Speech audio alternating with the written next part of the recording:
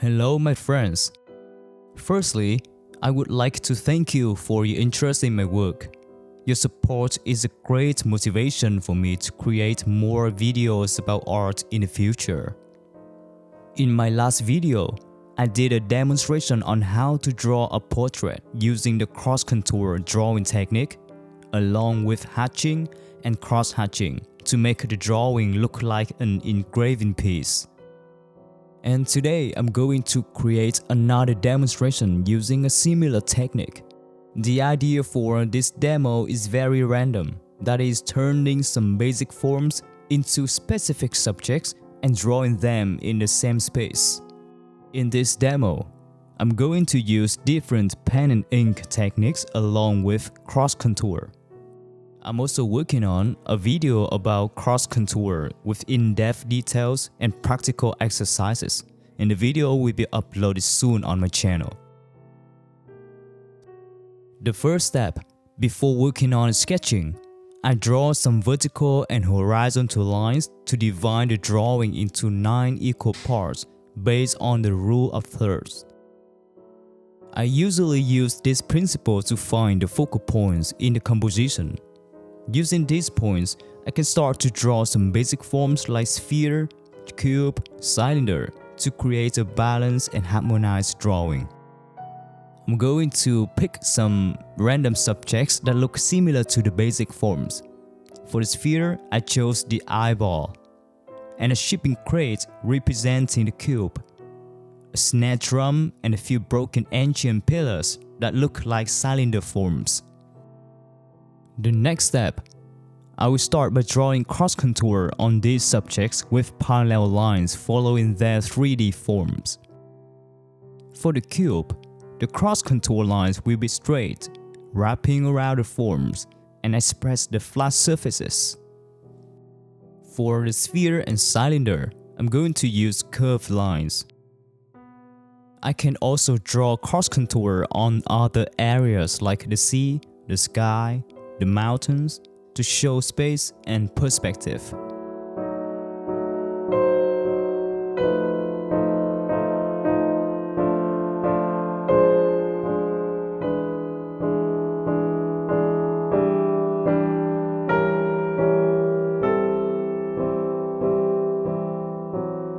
After completing the cross-contour, I start shading with pen and ink. The first step is always to depict the overall value by combining solid and broken lines to define the basic light and dark areas. In this demonstration, I chose the light comes from the top left corner, which is my favorite lighting direction. I focus on shading the main subjects first, like the eyeball, the crate, drum, and the broken pillars, to set the key and the foundation for the lighting direction. Then I'll move on to shading the mountains and the lighthouse.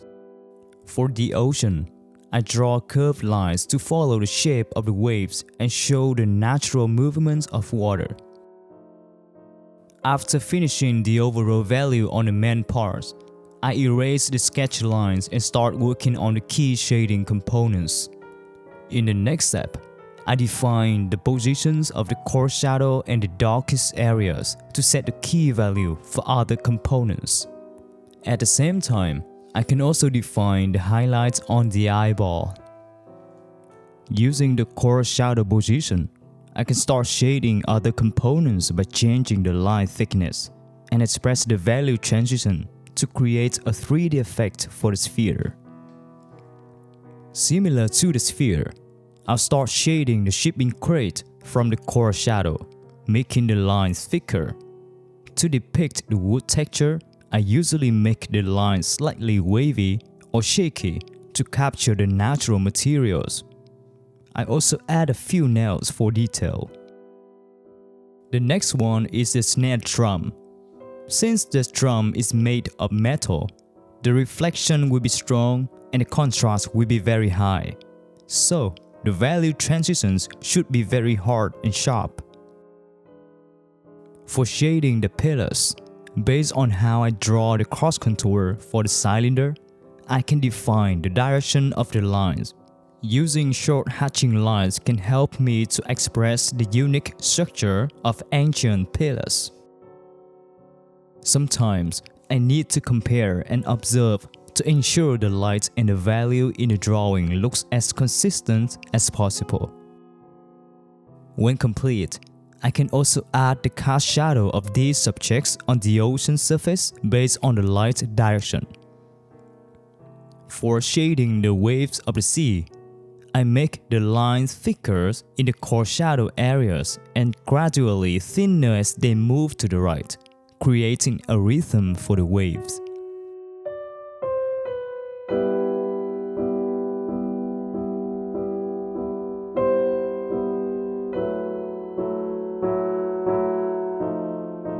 After completing the hatching, I can enhance the contrast and the value of the drawing with cross-hatching. Drawing another hatching layer at about 30-degree angle to the first hatching layer to darken some areas, especially in the core shadow. At this point, I'll also balance the value and light until I'm satisfied with the result.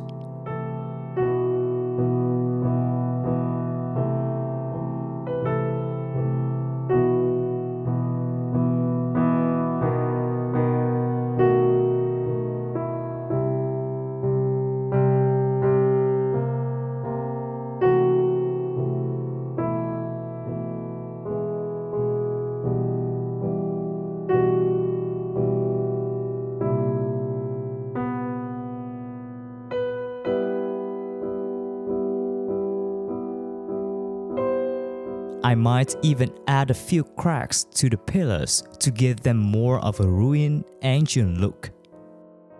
And now it's time to shade the distant areas like the mountains and the lighthouse. Let's make it a little bit darker to emphasize the subjects at the focal points.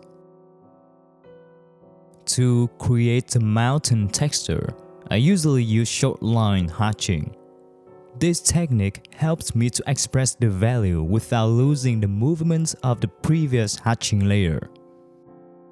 For the sky, I want it to look soft to avoid distracting from the main subject. So I use the cross-hatching method, the traditional style. Finally, I observe, adjust, modify, add some details, and complete the demonstration. And that's everything I want to share with you for today. I hope that you find some useful information in this demonstration. Thanks for watching the video and have a nice day.